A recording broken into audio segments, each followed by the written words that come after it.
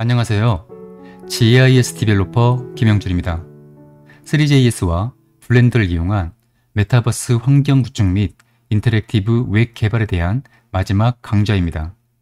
지난 강좌에서는 블렌더를 이용해 매우 간단한 가상의 공간을 만들어 보았는데요. 블렌더를 잘 사용할수록 더욱 멋진 가상의 공간을 구성할 수 있습니다. 이 강좌에서는 블렌더 입문자 분들을 위한 내용을 다루고 있으므로 블렌더를 좀 더 이해하기 위한 몇 가지 간단한 모델로 가상의 공간을 구성해 보도록 하겠습니다. 먼저 기본 메쉬를 추가하고 이동, 크기, 회전 변환만을 적용해 보겠습니다. 이미 추가된 이 스피어를 클릭해서 선택하고요. 크기를 좀 더 줄이고 원하는 위치로 이동시켜 보겠습니다. S키를 누르고 크기를 적당하게 줄이고요. 그리고 G키를 눌러서 원하는 위치로 이동시킵니다.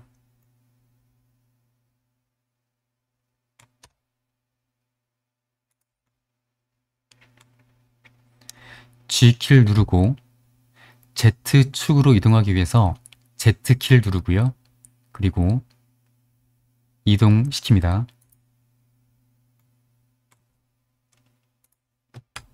다음은 토러스를 추가하겠습니다. Shift A를 눌러서 메쉬에서 토러스를 클릭하고요. 이 토러스의 크기를 키우기 위해서 S키를 누릅니다. 그리고 마우스를 움직여서 크기를 키우고요. 이 토러스를 Y축으로 회전해 보겠습니다. R키를 누르고 Y축으로 회전하기 위해서 Y를 입력합니다. Y축으로 정확하게 90도만큼 회전시키기 위해서 키보드에 9, 0을 입력하고 엔터를 누릅니다. 이 토러스의 위치를 이동시키겠습니다. G키를 누르고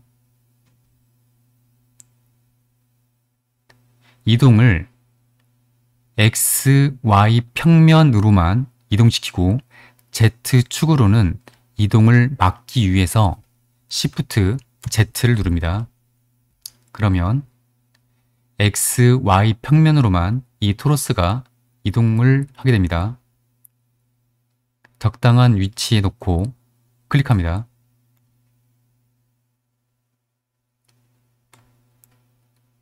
이 토러스를 Z축으로 회전시키겠습니다. R을 누르고요. Z를 누르고요. 마우스를 움직여서 적당하게 회전시킵니다.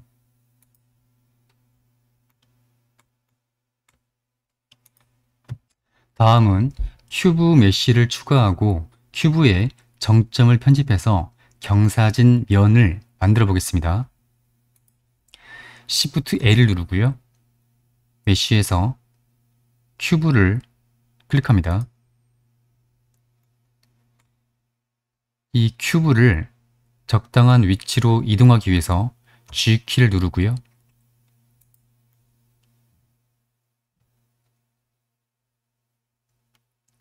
이 큐브의 크기를 키우기 위해서 S키를 누릅니다.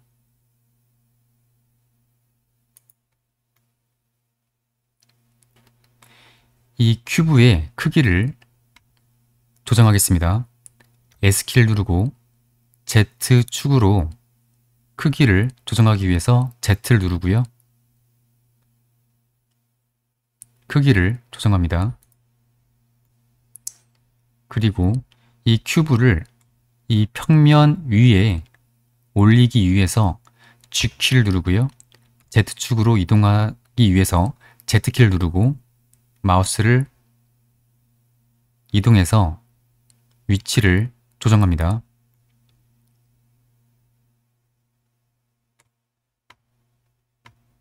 회전하기 위해서 R을 누르고 Z축으로 회전하기 위해서 Z를 누릅니다. 그리고 마우스를 이용해서 회전하고요.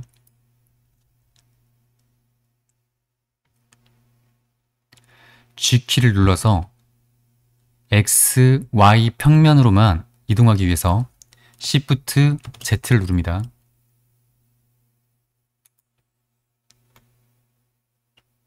이 상태에서 이 큐브에 정점을 편집하기 위해서 탭키를 누릅니다. 탭키를 누르면 편집 모드로 들어가게 되는데요. 정점 편집을 위해서 이 정점을 클릭해서 선택합니다. 여기서 이동시킬 정점을 선택해야 하는데요. 여기를 선택하고 Shift 키를 누른 상태에서 이 정점을 클릭합니다. 이 선택된 정점을 Z축으로 이동하기 위해서 G키를 누르고요. 그리고 Z축 방향으로만 이동하기 위해서 Z키를 누릅니다. 그리고 다음처럼 적당하게 정점을 이동합니다.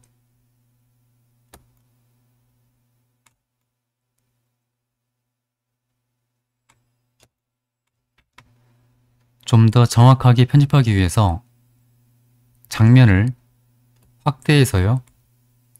그리고 다시 G키를 누르고 Z키를 눌러서 Z축으로 선택된 정점을 이동합니다.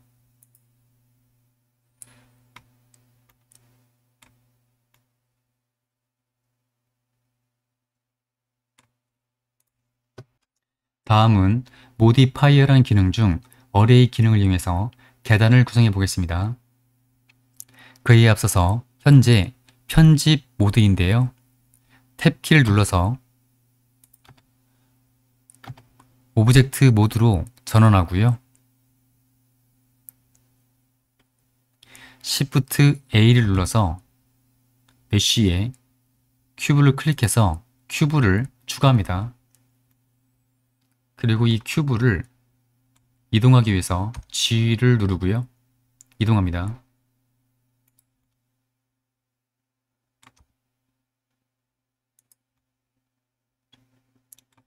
다시 G를 누르고요.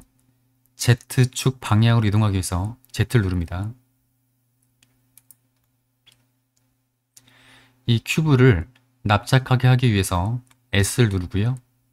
Z를 누릅니다. 그러면 Z축으로 크기가 변경되는 것을 볼 수 있습니다. 좀 더 확대해서요.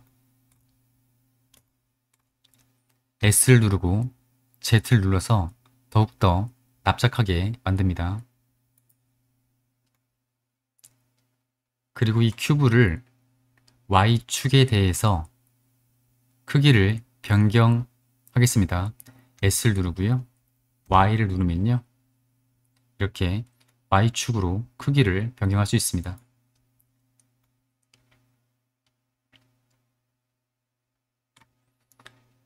그리고 이 큐브를 이동하기 위해서 G를 누르고요. Z를 눌러서 Z축 방향으로 이동합니다.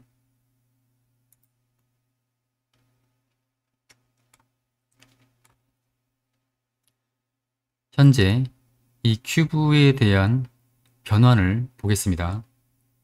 N키를 눌러보면요. 여기에 아이템 탭을 눌러보면 이 큐브의 스케일 변환을 보면 Y와 Z축에 대해서 크기가 변경된 것을 확인할 수 있습니다. 모디파이어를 적용하기 전에 이 스케일에 대한 변환을 모두 1로 만들어줘야 하는데요. 이를 위해서 Ctrl A를 입력하고요. 스케일을 클릭합니다.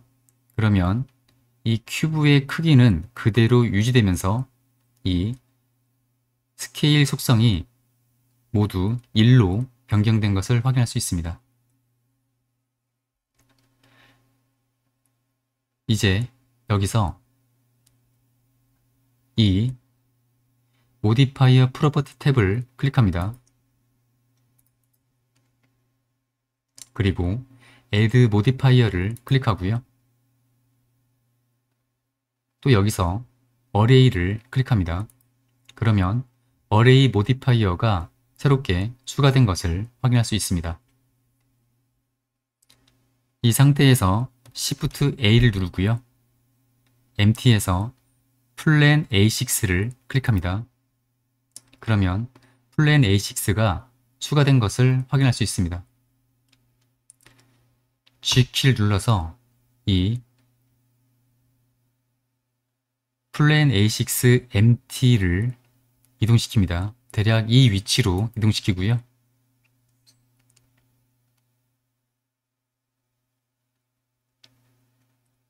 다시 이 큐브를 선택하고요. 먼저 Relative Offset을 언체크합니다. 그리고 오브젝트 옵셋을 체크하고요. 이 오브젝트에 앞서 추가한 이 empty를 선택합니다. 그리고 카운트를 증가시키겠습니다. 그러면 이 숫자만큼 이렇게 새롭게 큐브가 추가되는 것을, 생성되는 것을 확인할 수 있습니다. 이 상태에서요, 이 empty를 클릭해서 선택을 하고요. G키를 눌러서 이동해 보면요, 이렇게 되는 것을 볼 수 있습니다. Z를 눌러서 Z축으로만 이동합니다.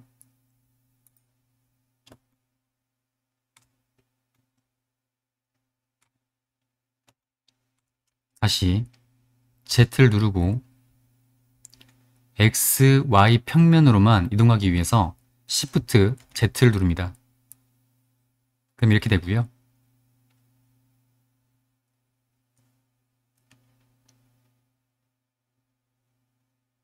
대략 이런 느낌으로 이동을 시킵니다.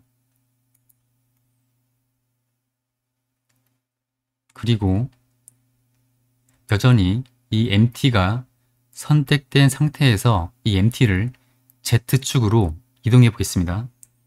G를 누르고요. Z를 누르고요. 이렇게 이동해 보면요,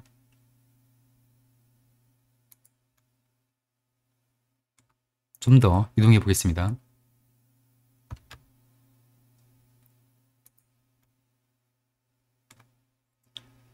이 상태에서 R을 눌러서 회전시켜 보겠습니다. Z축으로 회전하기 위해서 Z를 누릅니다.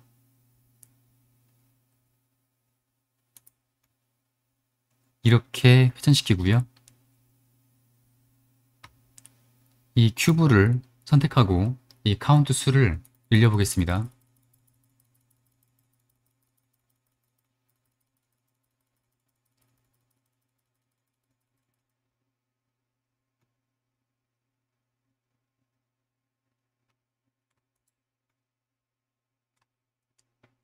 이렇게 해서 간단히 계단을 생성할 수 있었습니다.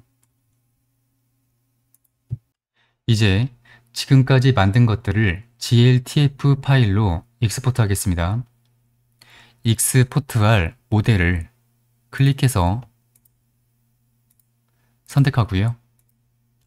그리고 파일 메뉴에서 익스포트에서 GLTF 2.0 항목을 클릭합니다.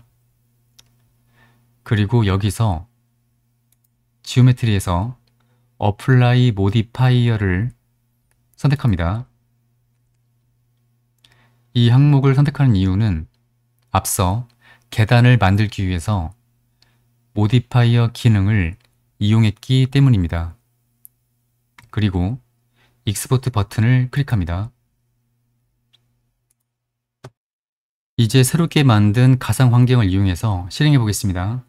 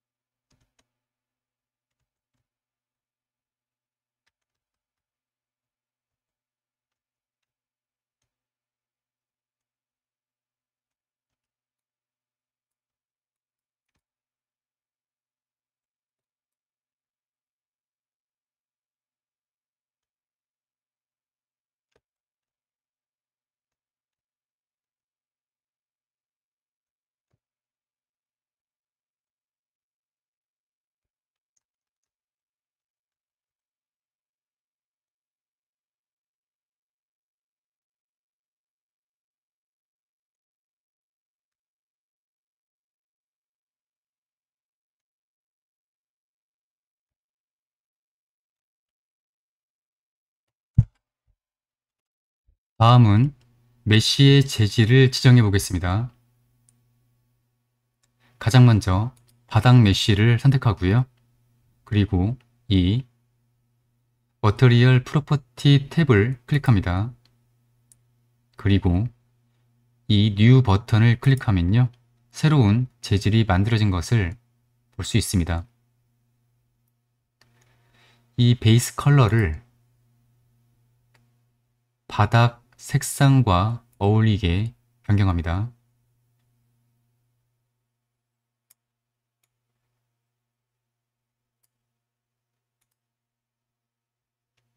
이 메탈릭 속성 값을 증가시켜서 약간 금속성 재질 느낌이 나도록 하고요. 러프니스를 좀 더 줄이도록 하겠습니다. 반영된 재질을 대략적으로나마 살펴보기 위해서 이 버튼을 클릭하면요. 이렇게 재질의 색상이 표시되는 것을 볼 수 있습니다. 다음은 이 토러스를 선택하고요. 새로운 재질을 만들기 위해서 이 뉴 버튼을 클릭합니다. 그리고 여기서 이 베이스 컬러를 이 색상으로 하고요. 메탈릭을 0.39나 0.4 정도로 하고요. 대략적으로 하고요. 그리고 거칠기 속성값인 러프니스를 줄입니다. 다음은 이 스피어를 선택하고요.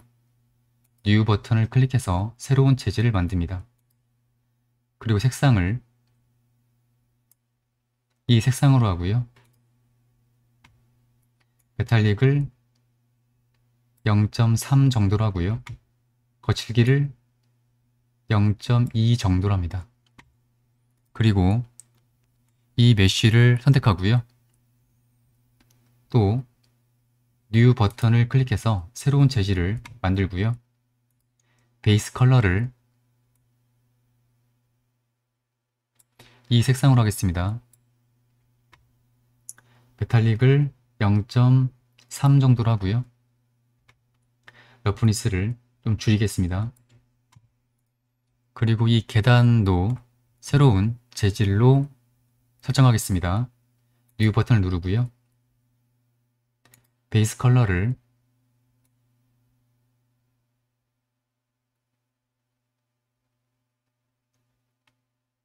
이 색상으로 하겠습니다. 그리고 메탈릭 속성을 0.3 정도로 하고요. 러프니스를 줄이겠습니다.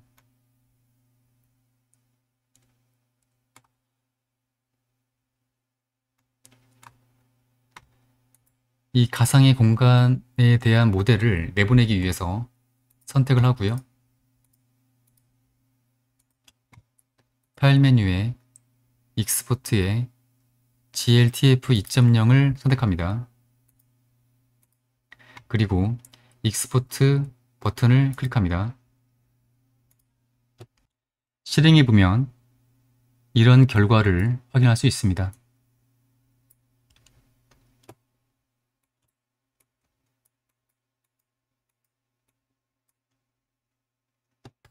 이 강좌에서는 충돌 검사를 위해서 3JS에서 기본적으로 제공하는 옥트리 모듈과 캡슐 모듈을 사용했습니다. 보다 정교한 충돌 검출을 원한다면 이 아무.js나 레이피어 3D 라이브러리를 사용해 보시기 바랍니다. 이 아무.js는 C 언어로 작성된 물리 엔진 라이브러리로 웹 어셈블리 기술을 이용해서 자바스크립트에서 사용할 수 있도록 한 것이고요. 레이피어 3D는 러스트 언어로 작성된 또 다른 물리 엔진 라이브러리로 마찬가지로 웹 어셈블리 기술을 이용해서 자바스크립트에서 사용할 수 있도록 하였습니다. 이 둘 모두 매우 정교하고 빠른 속도를 제공하는 물리 엔진 라이브러리입니다. 이상으로 3JS와 블렌더를 함께 사용하여 가상의 공간을 구성하고 캐릭터와의 상호작용을 설명드렸습니다. 하지만 제가 지금까지 설명드린 것만으로 메타버스의 모든 기능을 다 커버해서 개발하기에는 많이 부족합니다. 추가적으로 필요한 것들은 다른 전문가분들의 강좌를 살펴보시거나 여러분 스스로 하나씩 터득해 보시기 바랍니다. 이러한 의미 있는 여정에 제가 설명드린 것이 작은 보탬이 되길 바랍니다. 끝으로 이 강좌가 도움이 됐다면 좋아요와 구독 부탁드리겠습니다. 감사합니다.